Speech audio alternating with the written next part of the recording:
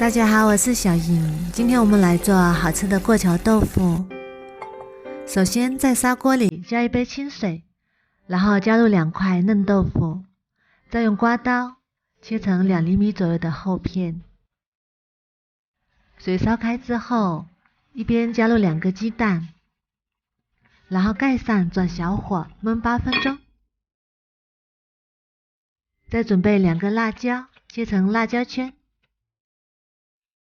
切好之后装入碗中备用。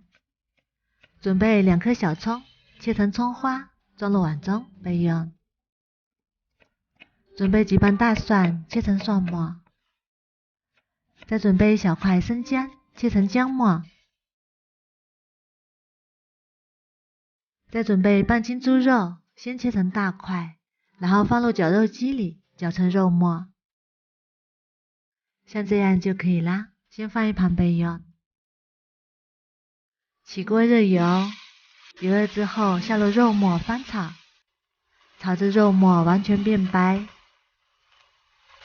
再把姜蒜末加进来，翻炒出香味。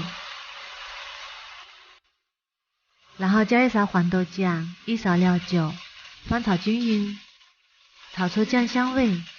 再把它盛出来，铺在鸡蛋上，铺均匀。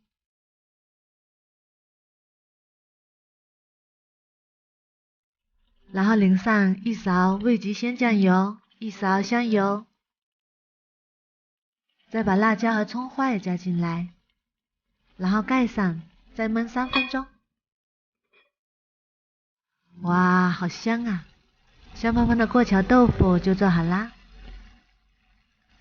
整锅端上去就可以开吃啦。这样做的豆腐非常的滑嫩，鸡蛋也非常的入味。如果给宝宝吃，可以把辣椒换成菜椒，也一样的好吃。做法也是非常简单，好吃又好看。如果你喜欢也试试吧。喜欢我的视频就关注我吧，谢谢您的支持。